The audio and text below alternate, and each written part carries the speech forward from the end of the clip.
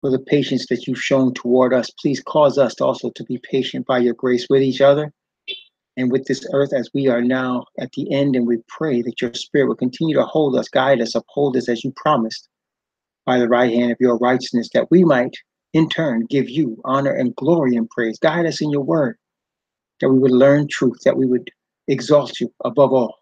In the name of the Messiah, Yahweh Shai, and for his sake. Amen. Okay. So we finished. We stopped in Revelation chapter 17, and we were looking at verse 8, and we were dissecting verse 8 of Revelation chapter 17, and we were talking about the beast that was and is not and yet is. And we finished the last time. We were looking at 2 Thessalonians, which was showing us the rise of this entity and the decline of pagan Rome.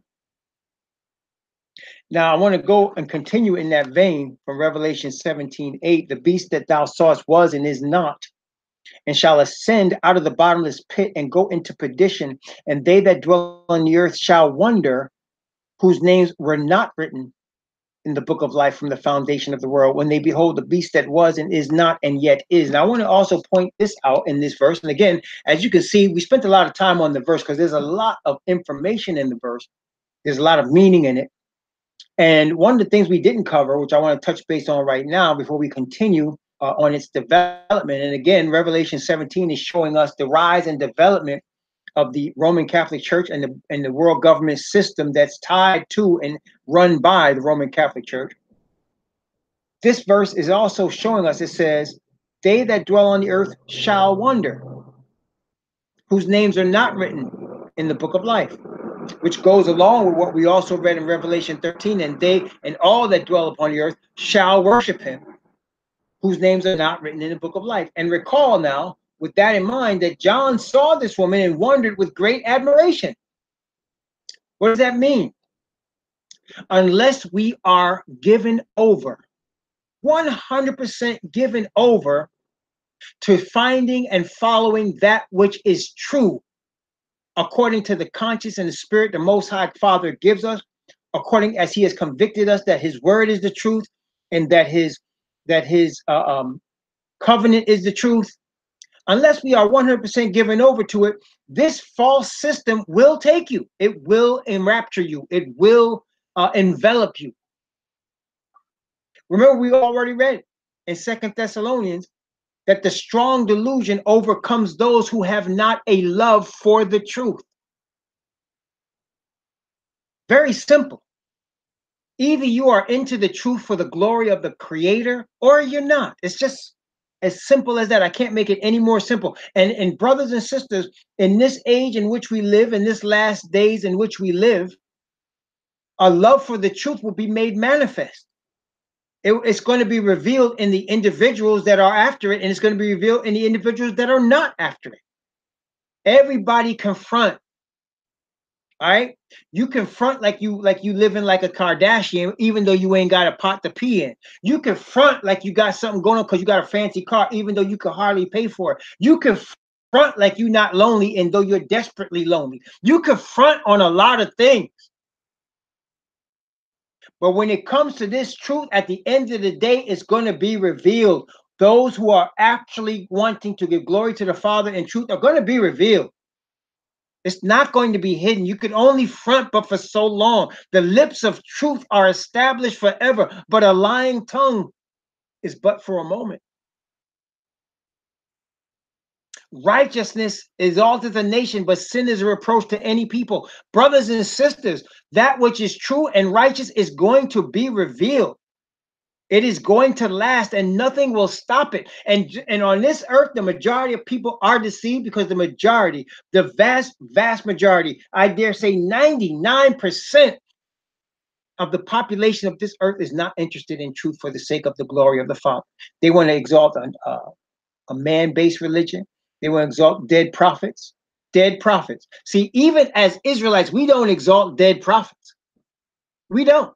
We exalt the Father, Yochanan, who was used to write the book of Revelation, we're not exalting him.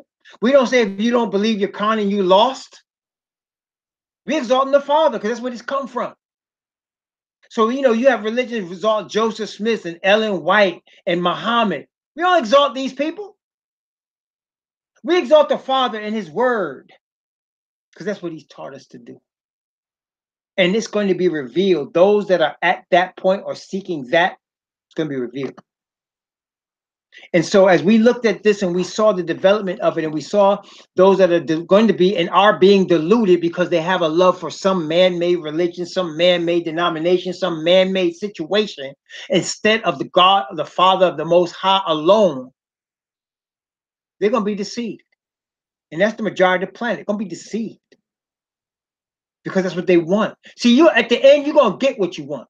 At the end, if you want to exalt man, you're going to get that. That's where you're going to be. If you want to exalt the Father, you're going to get that. That's where you're going to be. It's like my wife and I, during the course of the 33 plus, almost 34 years that we've been married, time to time, we've definitely had fights. There's no question. We have fights to the point of saying, that's it, I'm leaving. Both of us have been to that point. Anybody that says they've been married all the years and have not been to that point is lying. We have been to that point several times, okay? And I can say confidently of the 34 years we've been married, probably in every area of marriage. For the last 6 years have been the best by far in every area, the best. It's taken us all the other years to get to the last 6 years, okay? All the other years get to that. So all persons go through this stuff, brothers and sisters. Everybody does, okay? So fronting is not going to get it done. Being real is going to get it done. You see what I'm saying? Being real is going to get it done. Fronting is not going to get it done. And we so used to fronting, we do it without thinking about it. That's what this earth is. This earth of deception is full of people fronting, man. Right? I mean, right? I mean, it is. People used to front. It's even exalted to front. And so that's the earth and world in which we live. But brothers and sisters, those that are real, those that want to be real, around real people, you're going to be alone for a lot of time because there's just not many on the earth, just not that many. Okay, now let's look at Daniel chapter 8. I want to show you this because, in fact, before we go there, let me read another verse in chapter 17 of the book of Revelation. Let me read another verse, okay? Chapter 17. We read verse 8. We read verse 9. And again, I'm going to go back to that admiration part for a second after we read verse 9. So Revelation 17, verse 9. And here is the mind which hath wisdom. The 7 heads are 7 mountains on which the woman sitteth. Again, John looked at her with great admiration. So I brought that out to say what I just said, which is, listen, unless you are given over to truth, this world's systems, this world's glory, this world's exaltations will take you.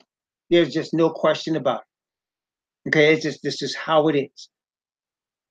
John was even admiring the whore. And the angel had to smack him, say, wake up, man. No, what you marveling for? Wake up. Let me show you what this is about. Don't get caught up in this hole. Let me show you what this is about. Let me show you how nasty she is. So you got to be given over to the truth, or you're going to look at the things of this world. You're going to look at the things of whoredom. You're going to look at the spiritual and you're going evil that's in this earth, and you're going to think it's good. You're going to think, oh, it's not that bad. Oh, it's okay. But when you see in truth, you see these things for what they are. And it doesn't surprise you because the Most High has shown you his truth. And that's the whole point, isn't it? To reveal unto his servants things which must shortly come to pass. We're not surprised. We're not surprised. We're not surprised when the politicians lie. All politicians lie. And we understand that what you are seeing is not exactly what's happening. There's something else behind it. We understand that because we see the truth. When your eyes are set on giving Father the glory and you're seeing truth, nothing will get by you. You see it for what it is. Other people will wonder, don't you think that there's some honest politicians? Somebody was trying to imply to me the other day, and I said, no, there's no honest politicians. They all lie. because they're all after power. And those after earthly power have to lie to get it. Because the earthly power in this world is by the deception of Asatan, and he is the king of liars. Okay? It's not hard. I know it's hard for people to believe that want to believe good things about this earth. But this earth is doomed. It's going to be destroyed. Everything in it is going to be destroyed. Every institution, every church, every denomination, every business, every money-making operation, every Federal Reserve, every political entity, all going down. The only thing going to be left is the kingdom, Yah's kingdom, of which Messiah is going to be king on this earth of Yah's kingdom. That's all that's going to be left. A kingdom of righteousness. Other than that, you're not going to get fairness. You're not going to get righteousness. You're going to get unfairness. You're going to get unrighteousness. You're going to get sin and corruption. That's what this earth is about. If something righteous happens to you, it happened from the Father. Because other than that, this earth is corrupt. Just think about it. How does one person get declared innocent and another person gets declared guilty? Who has the money to pay for the best lawyer? You can get a legal aid lawyer and you're likely to go to jail. You can pay for a lawyer for $500 an hour and you can get off.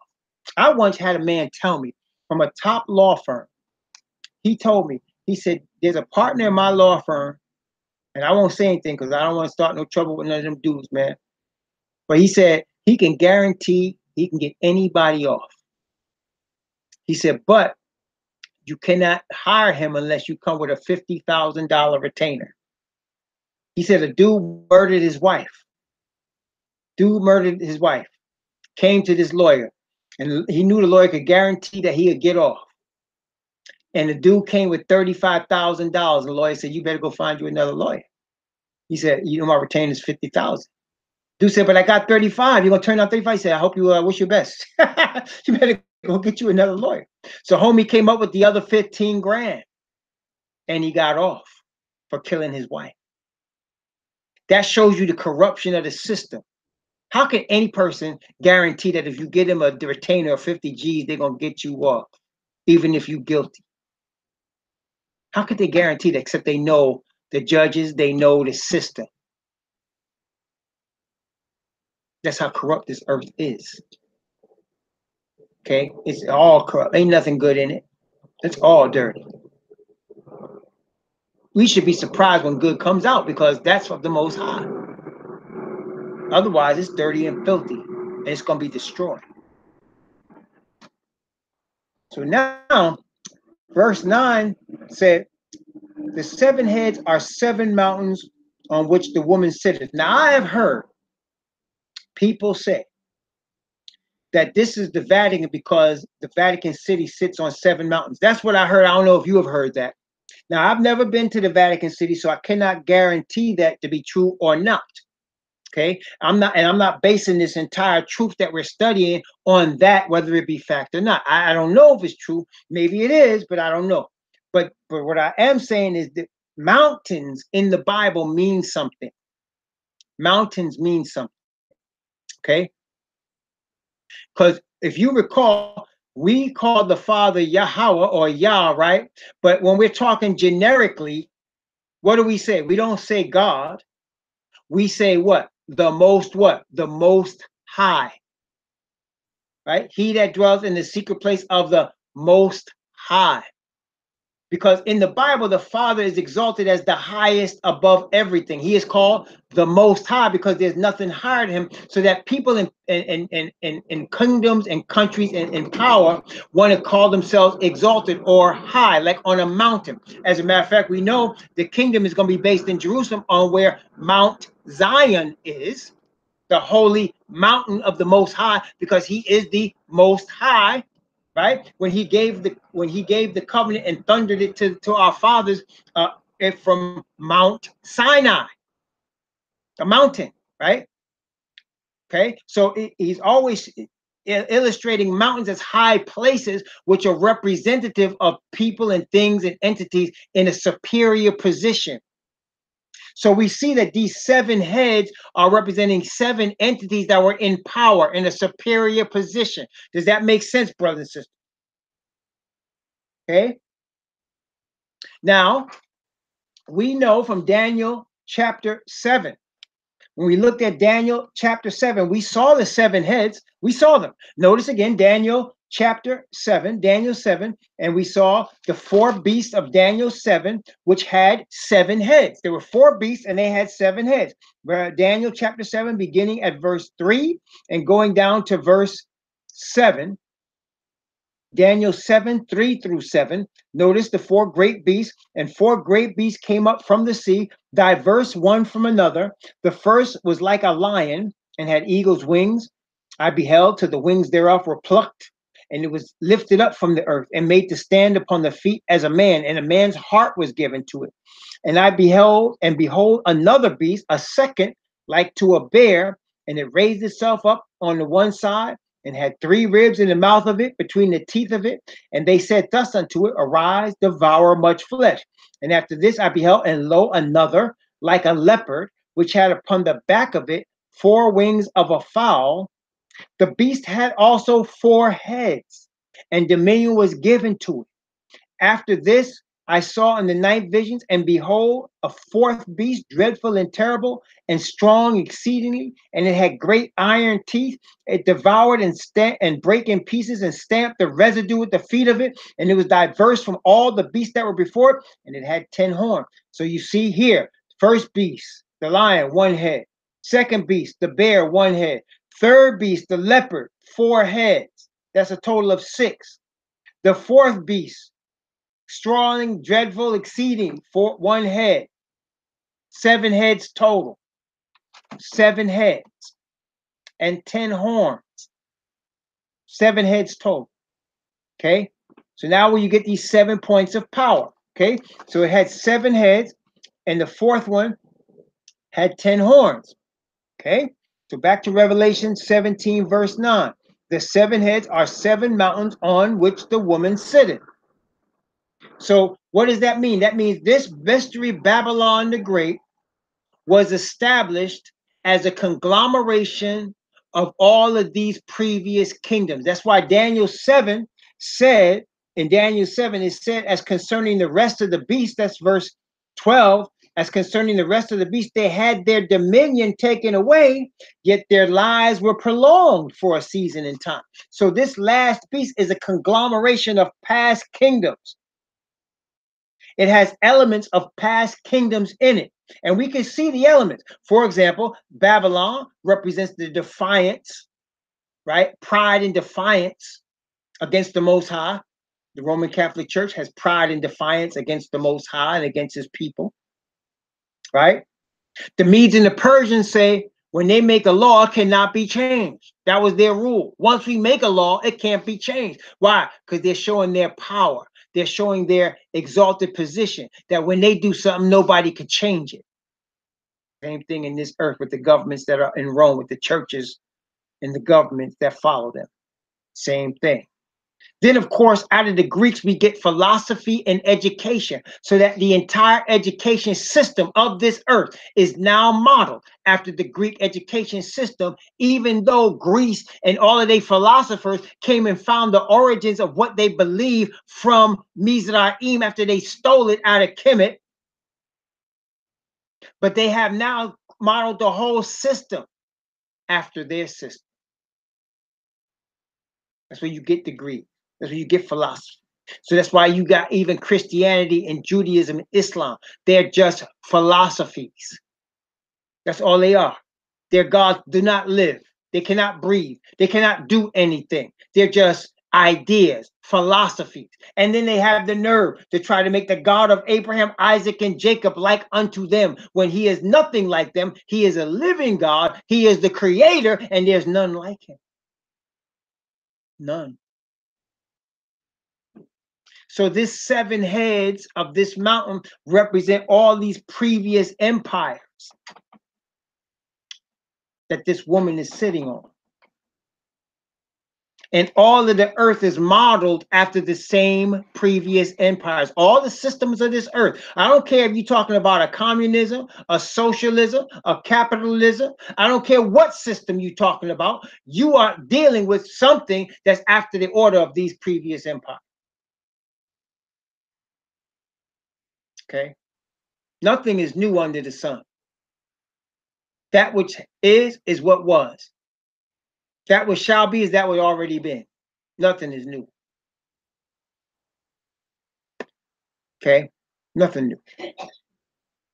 This Trinity that Christianity believes, that come from ancient Egypt, ancient Kemet, Isis, Horus, Cyrus. That's what they believe. Isis, Horus, Cyrus. That's where you get the Trinity from.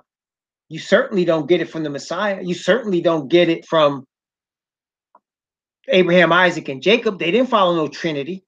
You never heard Moses mentioning any Trinity. That came from Christianity. That came from Rome, which came from ancient Babylon, ancient Mizraim. That come from back there. Isis, Horus, Cyrus. That's why when you have a lot of churches and you see that, you'll see that IHS. Do you notice that when you go to some churches, they have that sign somewhere? It'll say IHS. That's the Trinity. Isis, Horus, Cyrus. It's from ancient Egypt. That's where they get it from. It's pagan. And the worship of the goddess used to be Samaris or Ishtar, Isis. All of these are different forms of the same goddess. The Bible talks about long live Diana. They were talking about in Ephesus. They were talking about worshiping the Queen of Heaven, the Israelites, after they got kicked out of their own land and were captives and running in Egypt. And they said, we still going to light incense to the Queen of Heaven. Now you got Mary. Same thing. All the same goddess. And now you got women calling themselves divas after the order of the same goddess. All right. Nothing new under the sun. That which is that which was before. That was going to be is that which already happened. So the 7 heads are 7 mountains on which the woman sitteth. She's established on these previous empires. Okay. Now he's going to break down the 7 heads in more detail. So let's look at Revelation chapter 17 and verse 10. Revelation chapter 17 and verse 10. And there are 7 kings, 5 are fallen, and 1 is, and the other is not yet come. And when he cometh, he must continue a short space. Let's break this down. Not complicated, brothers and sisters. People try to make it complicated, but all we have to do is look back at the prophets. Look back at the prophets. All the answers are there. Okay, they're all there.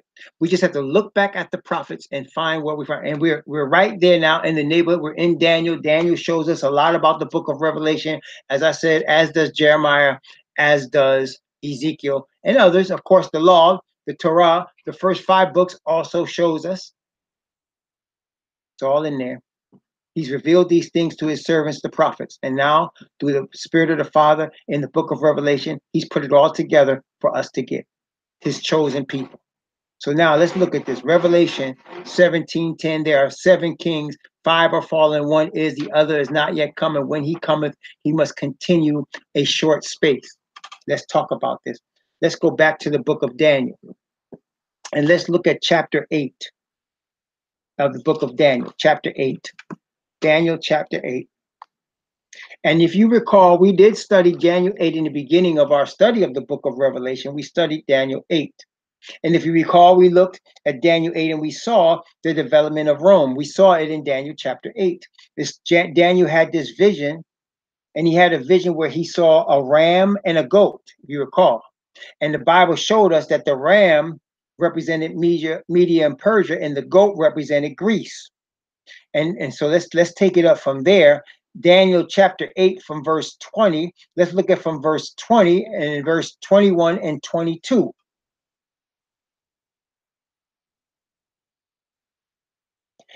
The ram which thou sawest having 2 horns are the kings of Media and Persia. That was the same as the bear that came after Babylon. And the rough goat is the king of Grecia, and the great horn that is between his eyes is the first king. Now that being broken, whereas 4 stood up forward, 4 kingdoms shall stand up out of the nation, but not in his power. Okay, so we can see so far from what we just read, the Persian kingdom, the Media-Persian kingdom, is that bear that came after the Babylonian kingdom, and it was the Media-Persian kingdom that destroyed the Babylonian kingdom with Cyrus.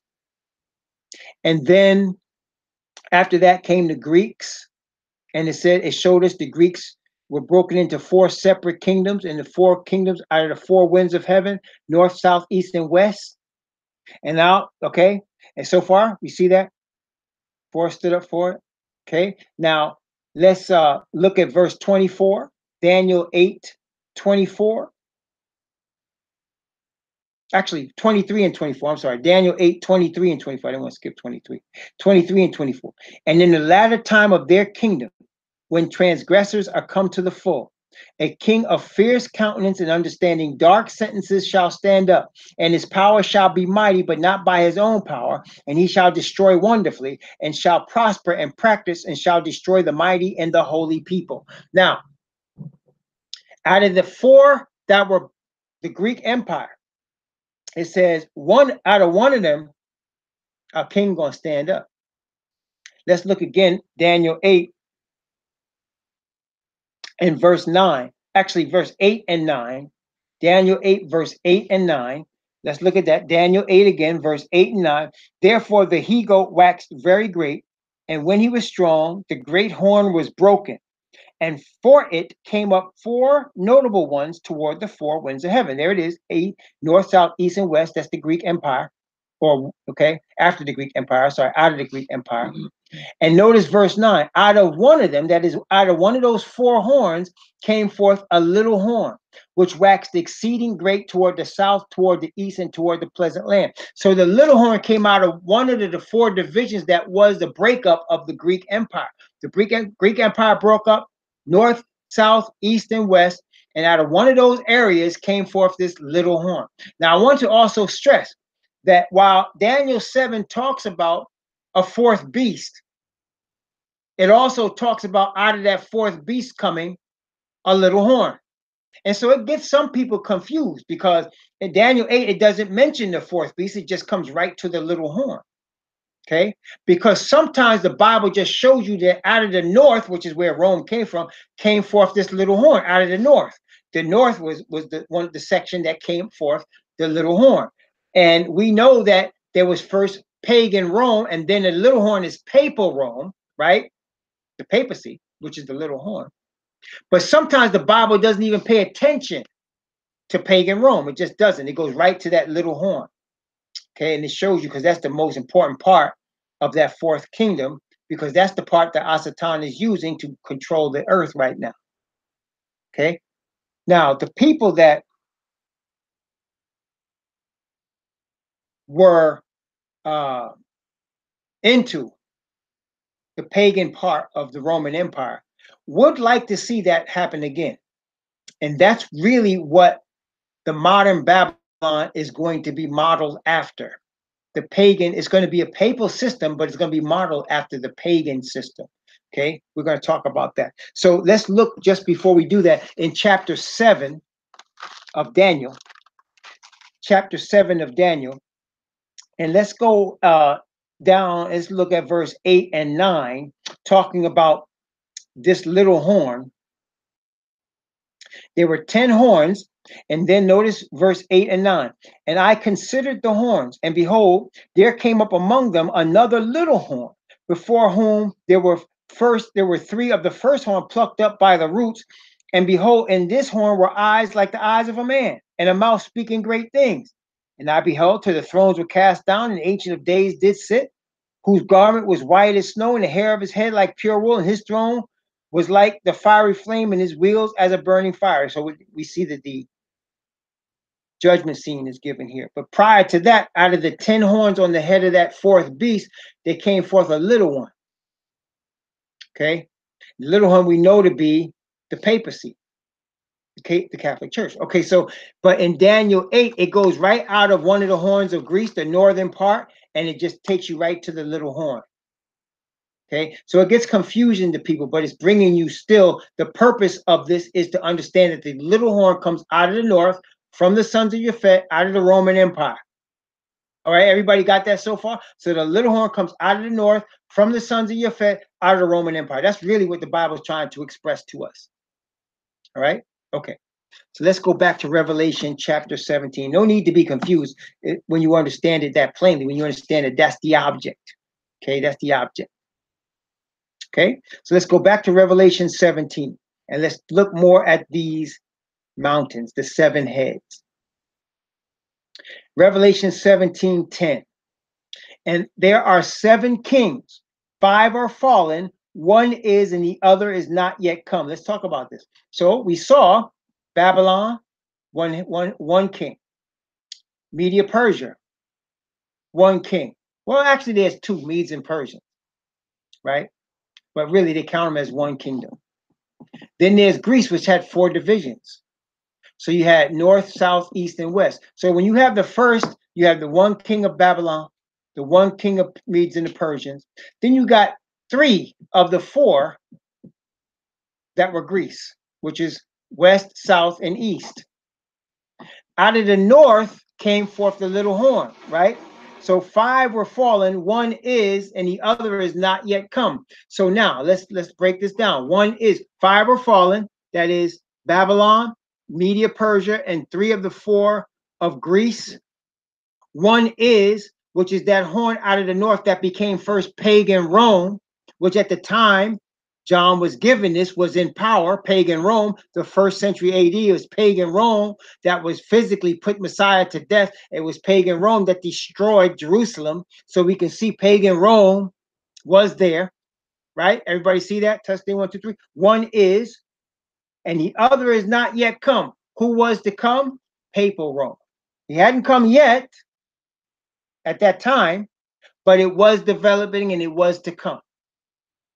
See? So you had, at the time John was given this, pagan Rome was in charge. So you had, but it was declining. It was declining greatly. But you had Babylon, Media Persia, you had 3 of the divisions of the Greek Empire. And then the 4th one out of that was going to come pagan Rome. Out of one of them, remember it said in Daniel, out of one of them, that is the one of the 4 divisions of the Greek Empire came forth the little horn. So now out of one of them, you had the pagan Rome come, and then out of pagan Rome, you were going to have the little horn, which is the 4th beast.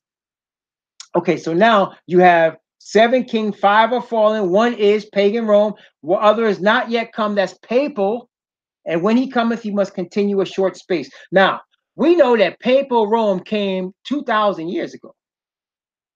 That's not a short space, right? I mean, really, literally, it came like the 4th century. So, you know, the 4th and 5th century. So really, it's like 1,500 years ago, officially, right?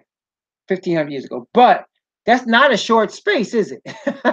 That's not a short space, right? I mean, that's not a short space. That's a long time. Anybody would say 1,500 years is a long time. So what does it say? He must continue a short space. What does that mean? Well, if you recall, when we read Daniel 8, there were originally 10 horns. The little horn came up and knocked down 3 of them so that there was only 7 left. But the final aspect of this power is going to be back to 10 again. So you saw in Revelation 13 that this beast, when it's in its final stage, has 7 heads, but it has 10 horns, not just 7 anymore. 10. So it's going to be restored. It's going to be restored right at the end. There's going to be 10 divisions. Remember? We're going to talk about that in a second, actually, in verse 17. 10 kings have received no kingdom as yet. So it's going to be restored back to 10. That's why I said they want to bring it back to the ancient Roman power of paganism, but they want to have it under a papal system. Image to the beast, going to help with that. Okay? That's what they're trying to do. And when it gets to that point, the Bible says they only reign for what? 1 hour or 1 day? It's very short time. So when they get it to that point that you see in Revelation 13, where they got crowns on their heads and they got the image to the beast exalting them and they got the whole world following the beast, it's only going to be for a short time. And that's why Daniel's statue dream showed clay and iron in the feet, because clay and iron can't stick together. So it's just for a short time they're going to be together, and then it's going to be destroyed.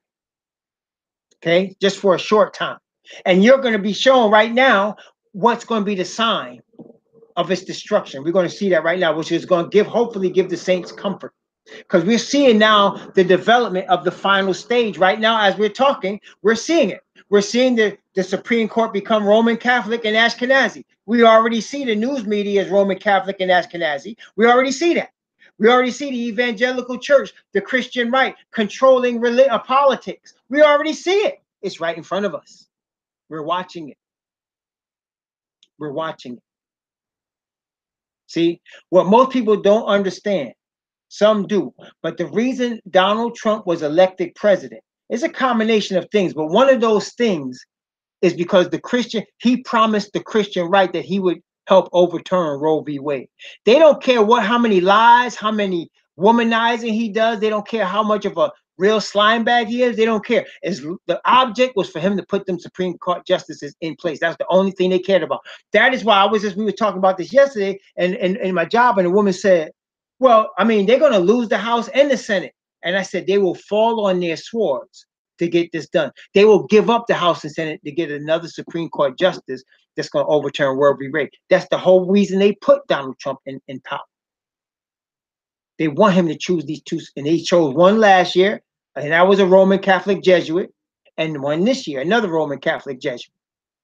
Okay, it's going to be the same. You know what I'm saying? So even if this dude withdraws, and he might, they're going to have another one waiting in the wings, because the little horn already has the image to the beast in place, and they're already pushing their power, and the government is giving him life, giving the evangelical church life, already happening right in front of us. Remember what it said, Revelation 13, and he had power, that is the United States government, had power to give life to the image of the beast, which is the evangelical church, and cause as many as would not worship the image should be killed. That's where we are. We are here, brothers and sisters. We are right here. It's right here at the door. So the beast that has 7 heads, 7 kings, 5 are fallen, 1 is, the other is not yet come. When he comes, he must continue a short space. What we're talking about is the ultimate development and power led by Rome, which is going to be this whole beastly earth system. Okay, the whole system. We're already here. Y'all know we got a one world economy. You know that. We already got it. We already have a one world government is based in the UN. The UN is the one world government. It's already there. Already. It's just not developed the way they wanted to because the winds are being held back. The Father's holding back the winds until such time as the 144,000 are seated. Until such time. Okay? Already in place.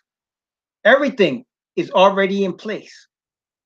The only reason it hasn't broken off yet is because the seal is the 144,000. But by virtue of the fact that you're seeing these disastrous things happening in all different places of the earth, by virtue of the fact that you're seeing people like a Donald Trump become president, by virtue of the fact that you're seeing the rise of the Christian right, and you're seeing there's going to be 7 Roman Catholics on the Supreme Court, it's a sign the 144,000 are quickly being developed right now. And they're being developed, and it's almost their completion. We're being developed. You and I, brothers and sisters. That's when I say 144,000, I'm talking about us. We're being developed. We're being awakened. We're being prepared. And the people that are awakening are being called from these Babylonian systems. They're being called from Christianity. I would have said you were crazy if you told me 30 years ago I would be speaking against Christianity. I would have said you'd be crazy. I'd be worried because I thought I would have lost my mind. But here we are. Because everything's being revealed. Christianity's being exposed for the false system that it is and how it started. Judaism's being exposed for the false system that it is and how it started. The Bible is showing us there's only one true people and they got nothing to do with none of these denominations. It's all being revealed. It's all being exposed. And there's yet more to be exposed and revealed that the Most High will show us. And as this is being revealed, we're being developed. We're living now in a system where we got so many homeless, hundreds of thousands of homeless people in the United States, the most richest country on the earth, supposedly. Hundreds of thousands of homeless people in different countries, homeless, ain't got no place. The system has failed them. There's nothing in place to help them. And when homeless people are homeless, you know what? The homeless man or a homeless woman can't just sit in the park and go to sleep. They'll get kicked out. It's almost like they're not supposed to be anywhere. They try to be under bridges. These are homeless people, and they're all over the country. In the most richest cities, you also find most homeless. That's because these systems are corrupt. It's a true thing I'm about to say. 5% of the Earth's population controls 99% of the Earth's resources and wealth. Did you just hear what I said?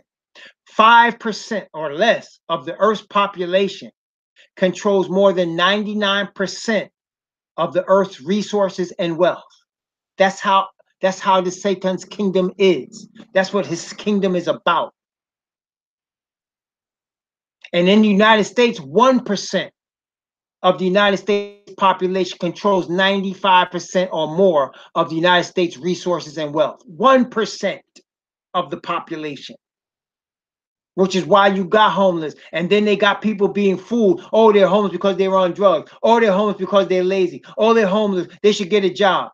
That's a lie. And they got these ignorant rednecks buying into the lie. They try telling you a lie that so-called black people, so-called Negroes are lazy. We get welfare because we lazy. When the majority of welfare recipients are Caucasian. That's the fact. Majority of murders are by Caucasians. That's the fact. But we the lazy ones. We worked for free for more than 250 years, but we lazy. See, they have the Ashkenazi-led media controlling how people think.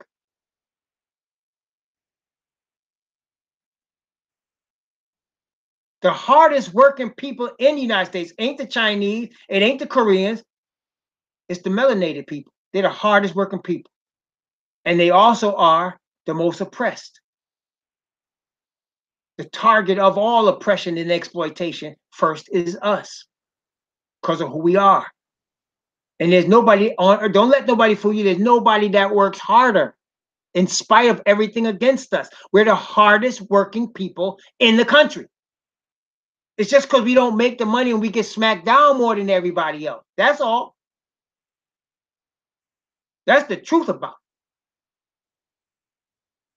Don't let anybody fool you with this media-led stuff and these people listening and what they got, propaganda machines. What you think talk radio is? What you think Sean Hannity is? What you think what's the other any of these other pointy head people are on these radio stations? This is propaganda. That's how they disseminate this information and control people's minds. And people that look to worship man will follow these people. They follow Sean Hannity or Rush Limbaugh or anybody else of these so-called conservative or liberal, whoever one you want to listen to. They got one for you. They're all under the whore, and they're all trying to teach you how to think. They're trying to teach you what you're supposed to believe. It's propaganda.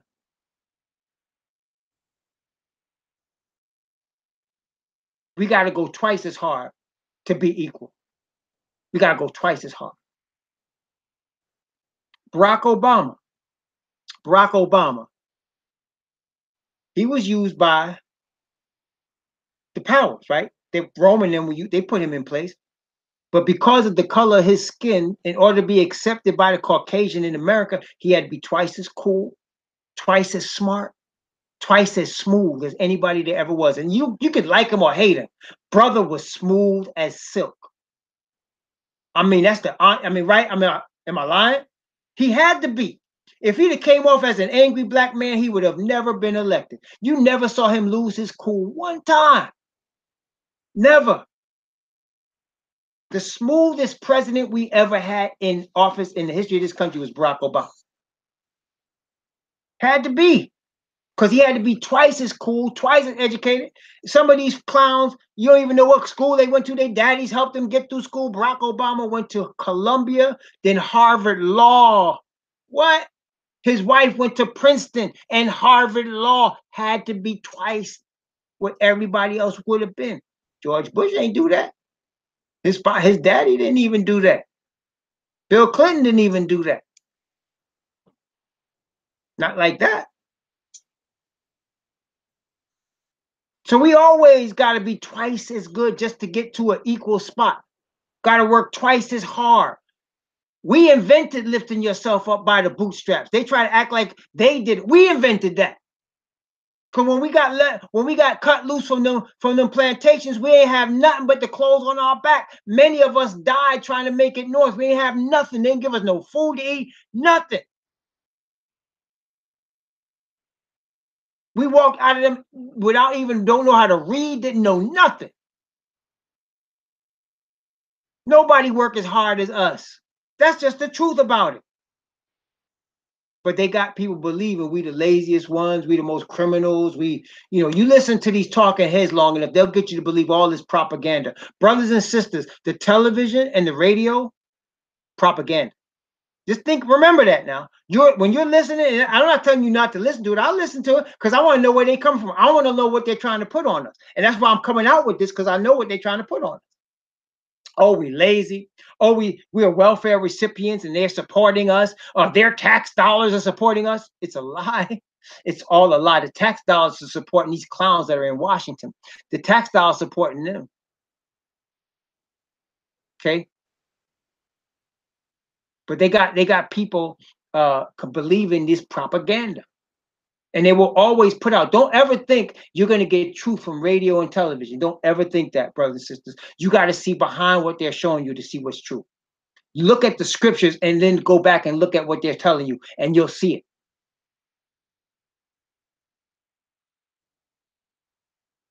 You can see right through it because it's the Father's Spirit that's showing us. Okay?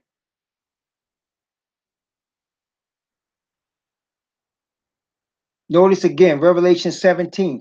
There are 7 kings, 5 are fallen, 1 is, the other is not yet come, and when he cometh, he must continue a short space. Okay, so now we know that it is Rome, it is pagan Rome, it is Greece, it is Media, Persia, it is Babylon. And the short space one is the little horn that's going to be in its full power. Not papacy in and of itself, it's the papacy in its final manifestation.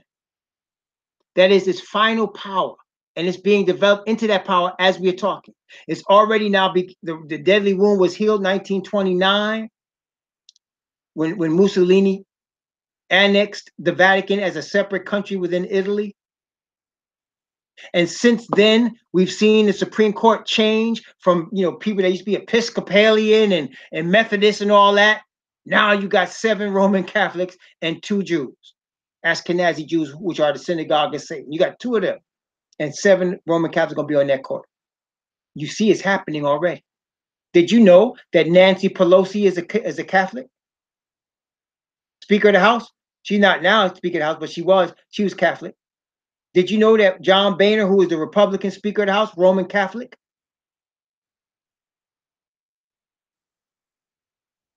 See, brothers and sisters, this is happening right in front of us. Most of the people of the earth are going into the propaganda, getting held up on the conservative, progressive tip. But this is more than that. We read in the Bible, we know what's going on. No coincidence.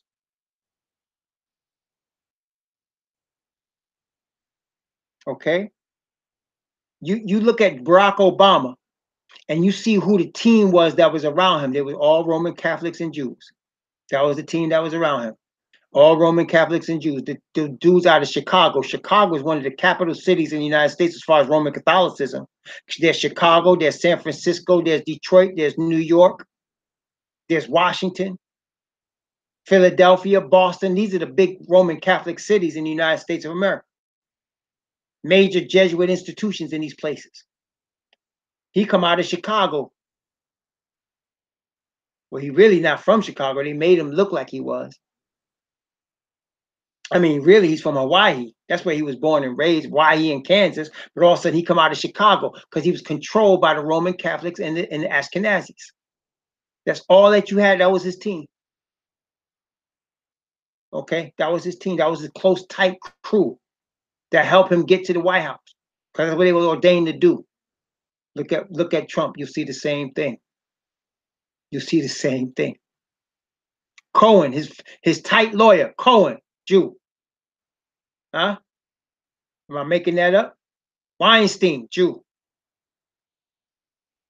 This is his tight crew. That's who he trusts the most.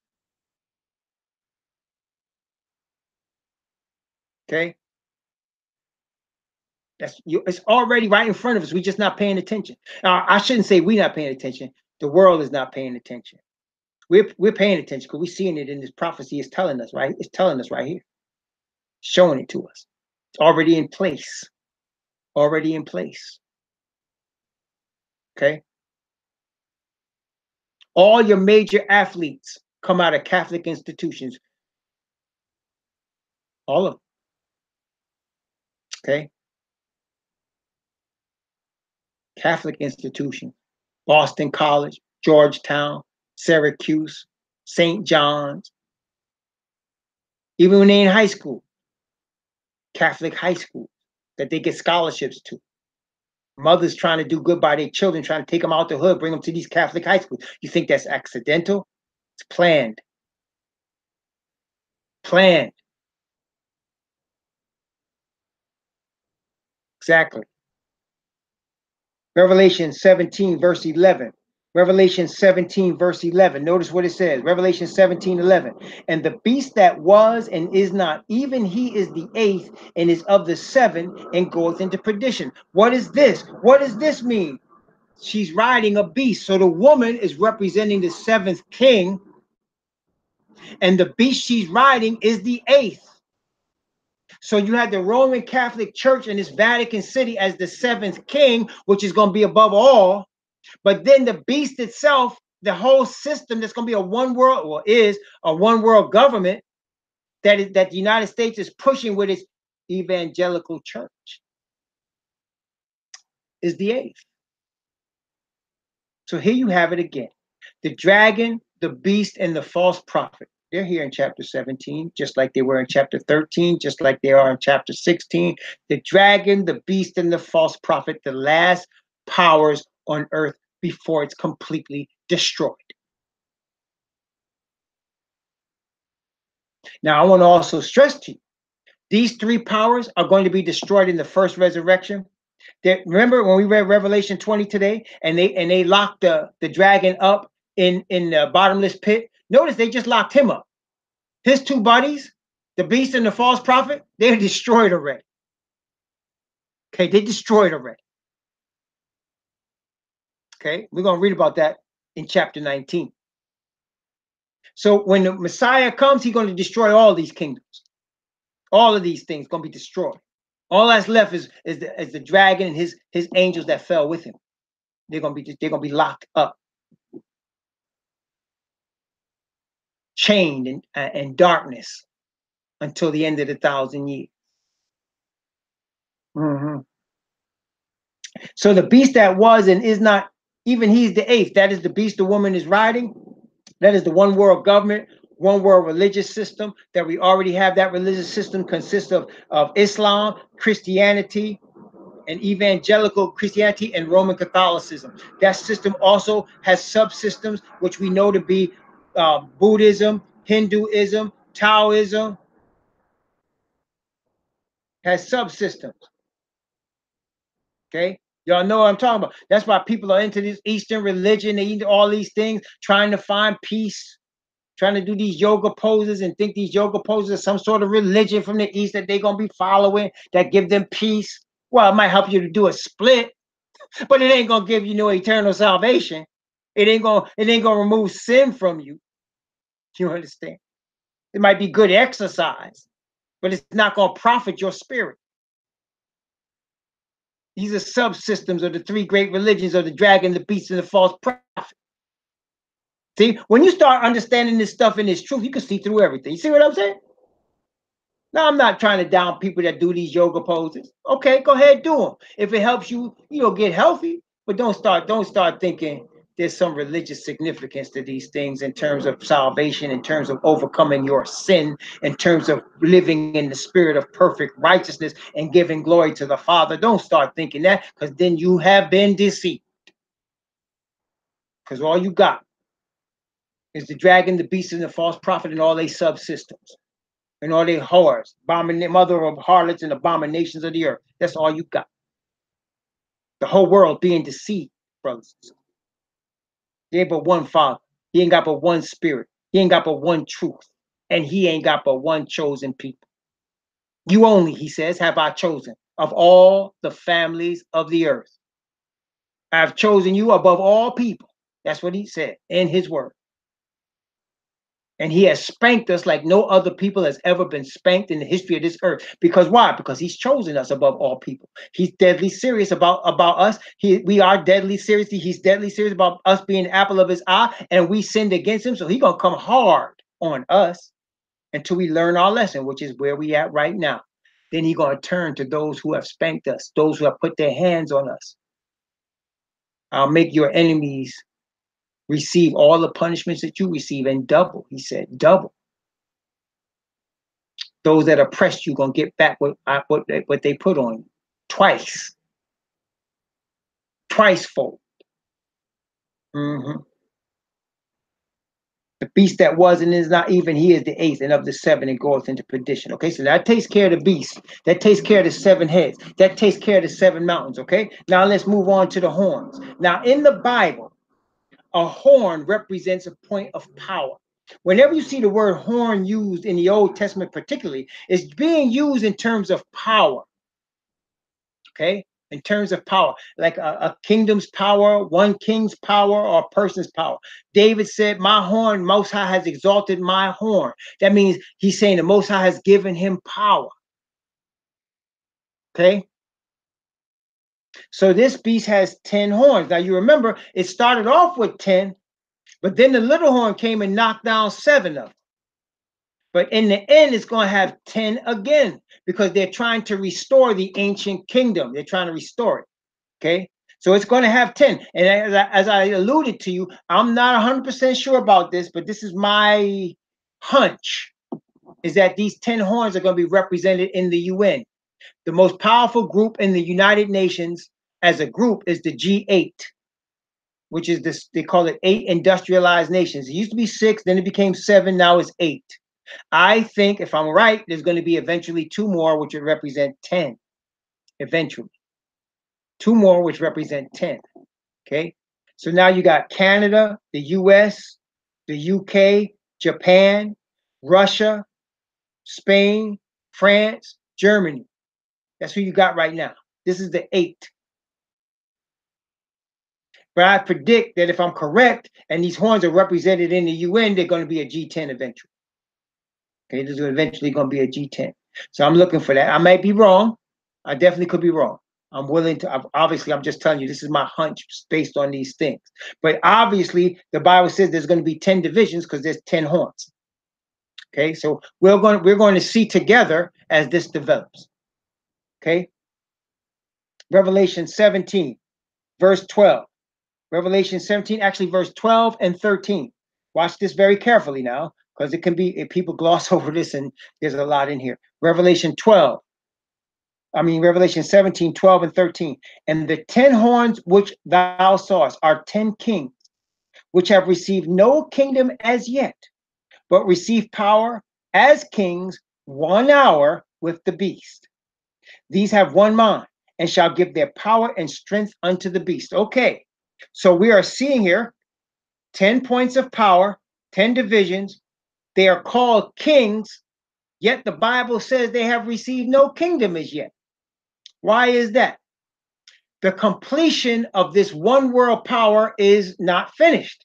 When it is finished, these 10 points of power will share power with the beast. And notice it said for 1 hour. Prophetically speaking, 1 hour is about 2 weeks. About 2 weeks, prophetically speaking. So they will reach the pinnacle of power for about 2 weeks. They will control everything for about 2 weeks. They would have put to silence the 2 witnesses. That's what it says they killed them. Remember, beast rise up out of the bottomless pit and kill the 2 witnesses, but the 2 witnesses were resurrected. Remember that, Revelation 11? They're going to eventually stop or think that they stopped the message of the 2 witnesses, but they really wouldn't have really stopped it. There's only going to be a period though, because the Most High has ordained for the 2 witnesses to give the message, and then after a while they're not going to give it anymore. They're going to give it to a certain point, and that's going to be the end of it. He's going to put the message out there, and those that receive it will receive it, and those that don't are going to be sealed for the beast, for the image to the beast, and for the 666. the 3 unclean spirits, the beast, the dragon, and the false prophet. So they're going to think they killed the 2 witnesses. It's going to appear that way because the 2 witnesses are going to be silent at the end, going to be silent because we're going to be running. No more to say, no more word to give. That's going to be it, because the Spirit of the Father would have rested on the 144,000 permanently. They will be holy permanently. They'll be righteous permanently. And he would have withdrawn from the rest of the world permanently.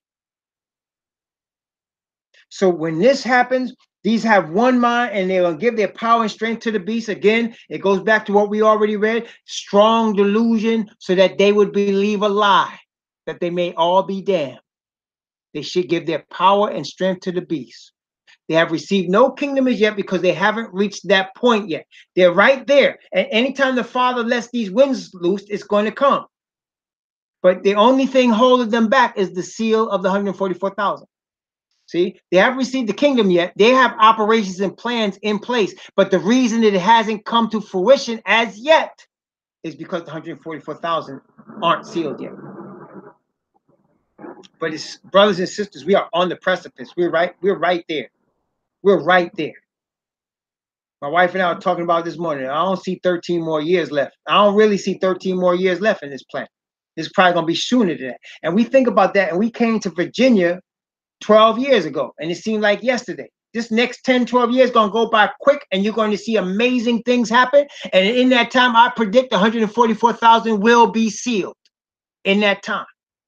And all of these things are going to come to pass. Think about that. We've been waiting for this for 6,000 years, and we only got about a dozen years left. It's almost over. Almost over.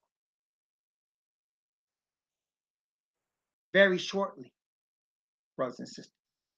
Y'all that are over 40 and 50, you know very well how quick 12 years goes by. And I'm saying that's the outside number. It's probably going to be before that.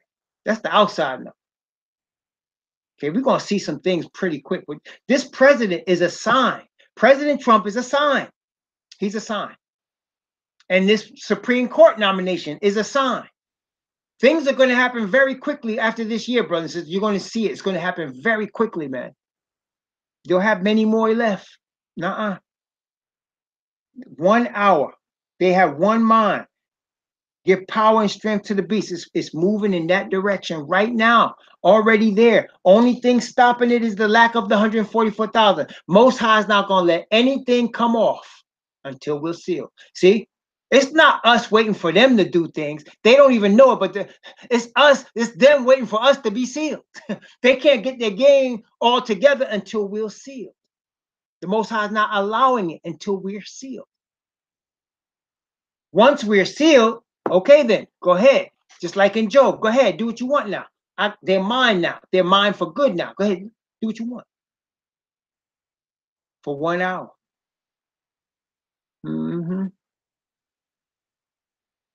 Everybody with me so far? I know we've been going a while. We're almost done. Almost done. Now, I told you in the beginning of this study that this is showing the origins of this whore. It's showing her development, right? Which we've been going through. Okay. Now I'm going to show you the sign. Well, let me not take any credit. Lord have mercy upon me, Most High. I'm going to let the word show the sign of the end when it's going to be destroyed. Okay. Let the word, and it's in verse 14. It's in verse 14. That's the sign. Okay. Notice Revelation chapter 17 and verse 14. These shall make war with the Lamb, and the Lamb shall overcome them. For he is Lord of lords and King of kings, and they that are with him are called and chosen and faithful. You say, where is the sign in this? When do they make war with the Lamb? Now you remember, the scriptures plainly say that we, as the nation of Israel, are the apple of the Most High's eye. Remember, the Messiah said, if you give a disciple a glass of water in the name of the Most High, he's going to bless you. Because that's how close the Father is tied to his people. And he calls the nation, that's the scattered nation, the body of the Messiah. So we are representing the body of the Messiah. That's how close we are. So when somebody attacks us, what are they doing? They are attacking the body of the Messiah. So if you attack the body, you are in effect attacking the head, because the head is tied to the body. Are you following me so far? So when is these things going to come to pass? When they start to make war with us, when they attack our religion, when they attack our belief, because we're going to already be on a cult list. We're going to be a hate group, right? Because we take the Bible literally, we're going to be called a cult and a hate group. They're going to make stories up about us, how evil we are. Look, they're already doing it with the Muslims. You got militias out here, Caucasian militias, talking about we trying to warn the Muslims because they trying to make Sharia law in the United States. That's how stupid people are. That's how easily they're being fooled by this propaganda. It's going to be very easy for them to direct all their wrath at us. That's not new. They did it in Esther's time in Persia. That's not new. They did it to Judah several times. That's not new, and it's going to come. Just prepare for it. That's why you're being prepared. I'm being prepared right now for when the spotlight is on us, we'll be ready. The spotlight's going to come on us, brothers and sisters. We're going to be public enemies number one. I'm just telling you, get used to trusting your Father. He will hold you by the right hand of his righteousness through anything this world will throw at you. He got more than enough power, more than enough to keep us, more than enough. He does. You have to trust that. You have to learn to trust his spirit. Trust his spirit. Because brothers and sisters, you and I are going to be tested. Major, like no other people ever. That's why it's called the time of trouble, such as never was. That's what it's called. And he's going to hold us with a righteousness and power that's never been seen on that level. Think about that. Just as powerful as the attack is the grace. I'm not joking, man. Just as powerful as the attack is the grace. He will give us grace to meet any situation. He's not going to give us more than we need right now. But as the situation develops, we will find ourselves with more power than we've ever experienced. Okay? So when they start to attack us, that's really they're attacking the Lamb, and the Lamb himself and the Father will respond. And before, now we talked about this before. I mean, I showed you this before, but I want to show you again. I want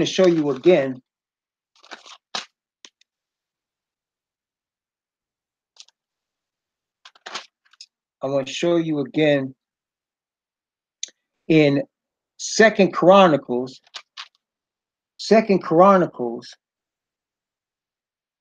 chapter 20. Not going to read the whole chapter. I suggest you do, though. Please, when you get a chance, read this chapter, because this is describing Revelation 17, and it's describing how they're going to be, they meaning the world's powers are going to be overthrown.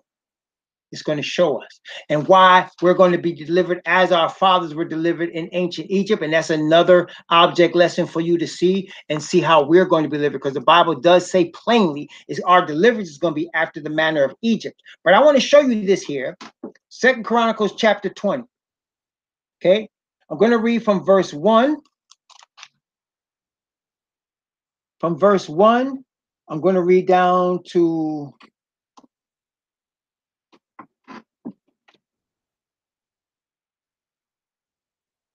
let's see. Verse 1 to verse 4. I'm going to start off from verse 1 to verse 4. There's so much here. But that's why I'm hesitant, because there's so much. I don't want to miss anything, but I want to give you all room to go study it yourself. Okay, so 2 Chronicles 20 from verse 1 to 4.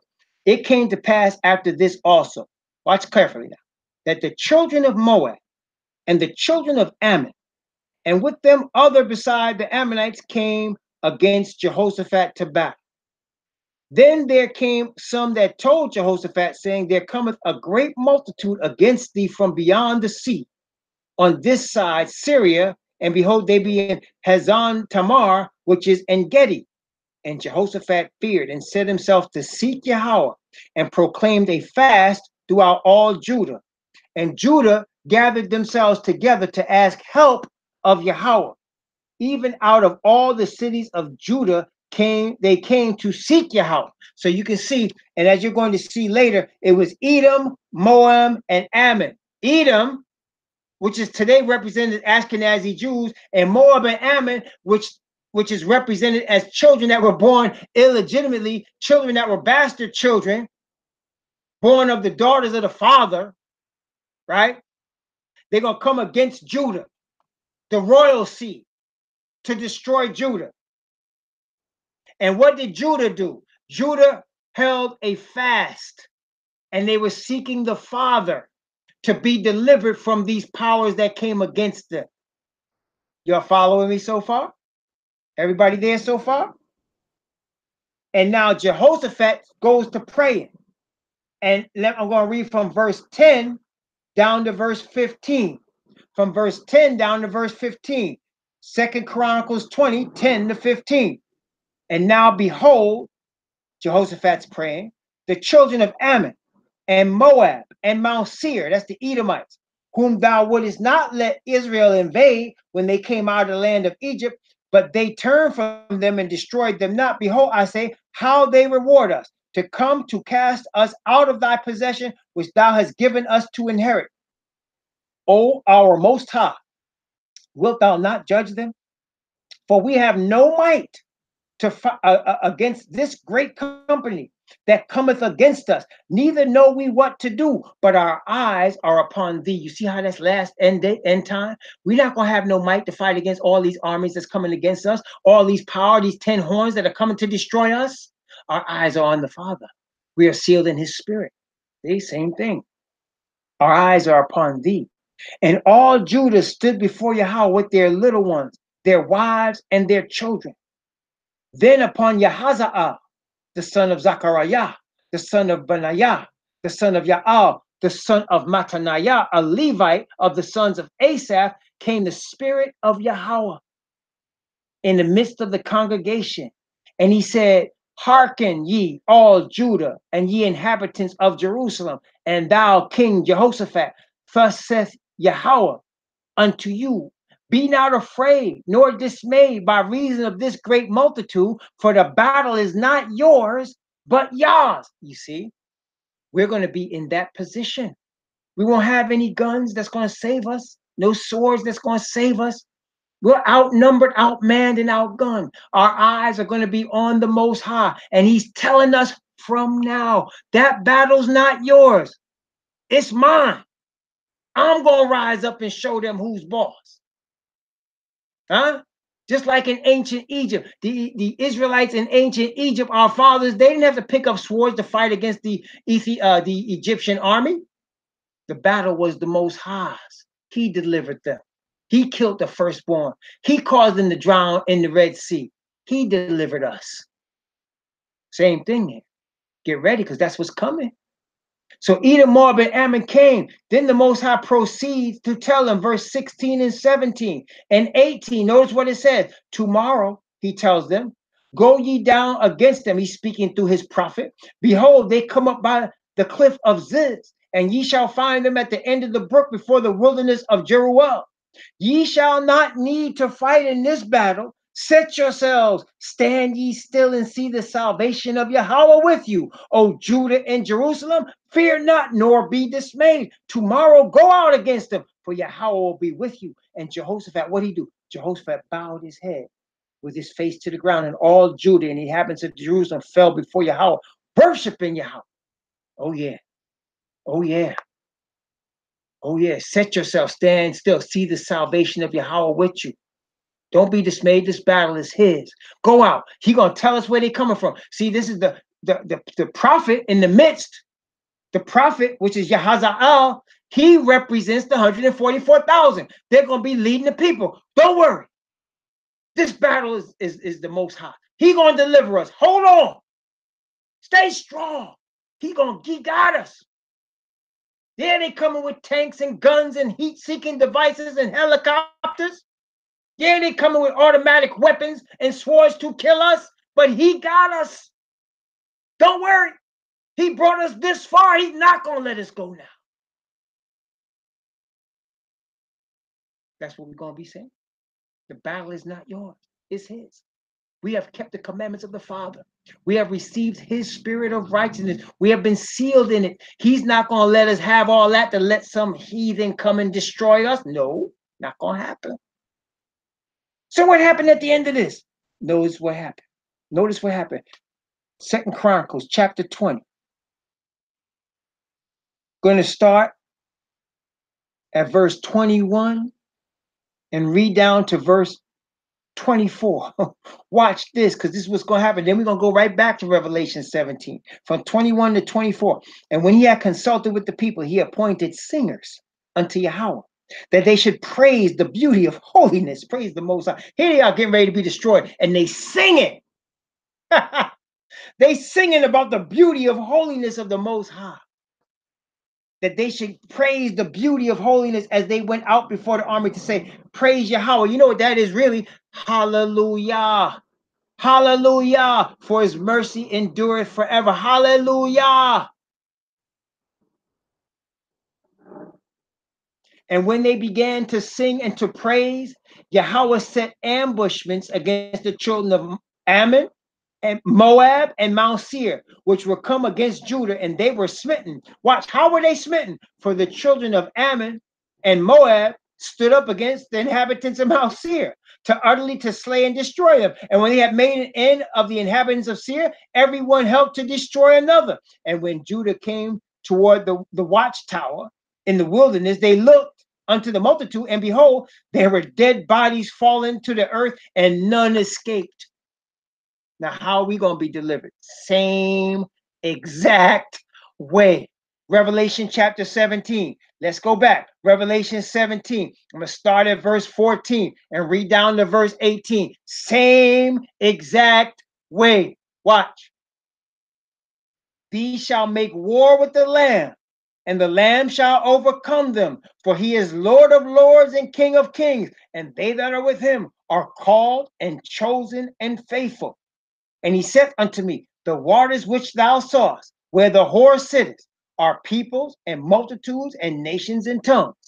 And the 10 horns which thou sawest upon the beast, these shall hate the whore. Remember, these gave their power and strength to her, but then they're going to turn around and hate her. After they start trying to come after us, they're going to turn around and hate her. These shall hate the whore, and shall make her desolate and naked, and shall eat her flesh and burn her with fire. For Yah hath put in their hearts to fulfill his will, and to agree and give their kingdom unto the beast, unto the words of Yah shall be fulfilled. And the woman which thou sawest is that great city, which reigneth over the kings of the earth. They're going to try to come after us, and they're going to end up hurting each other.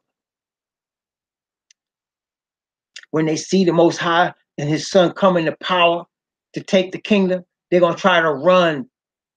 They're going to try to kill each other. They're going to be all messed up. And we're going to be praising, just like our fathers, we're going to be praising Yah for his deliverance. That's the song we're going to sing. Praise for the deliverance. Praise the Most High Yah.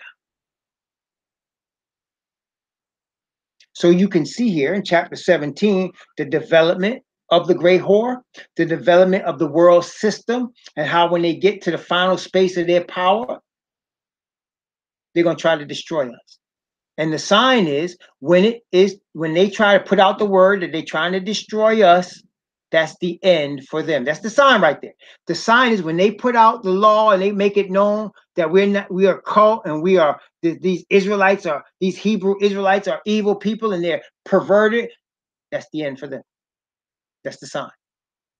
And when they come to us to try to destroy us, they're going to end up destroying each other. That's the sign. Isn't that amazing?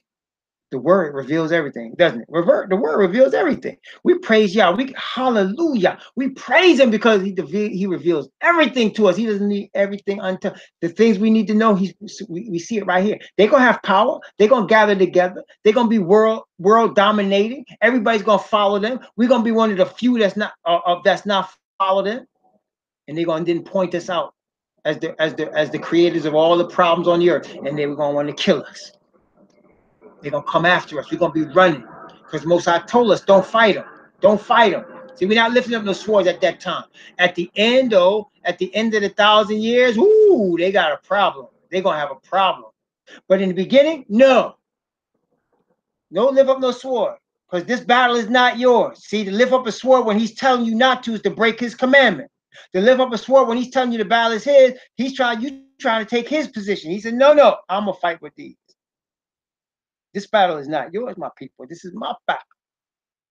I'm getting ready to take care of it. I'm handling this business. Step back. Remember what the Father told the Messiah? He didn't tell Messiah go fight. What did he say? Sit down at my right hand till I make thy enemies thy footstool. Isn't that what the Father said? Ooh, he said, sit at my right hand, my son. Just sit down. Sit down.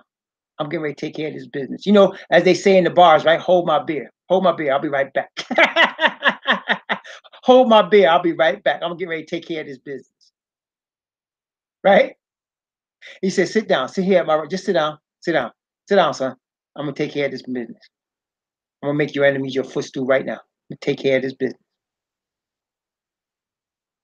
And those that are with him, called, chosen, faithful. Well, who's called? The nation of Israel, the chosen people. And those that are the remnant, the faithful, chosen people of the nation. Does that make sense? Called, chosen, faithful. He called Abraham and his children. He called Jacob and his children. Called, chosen, the only people. You only have I chosen of all the families of the earth. Chosen, faithful, the remnant. They that keep the commandments of Yah and have the testimony or the witness of the Messiah. Faithful, called, chosen, faithful. Ain't but one. Sit down. I'm going to take care of this business. All you got to do is give me my praise, give me my honor, give me my glory. We have no problem with that because that's all we ever want to do. Give him the honor, the glory, and the praise. That's all we ever want to do. That's the reason for our existence. Fear Yah and keep his commandments, for this is the whole man. This is the whole man. Praise the Most High Yah. Hallelujah. Let's have a word of prayer.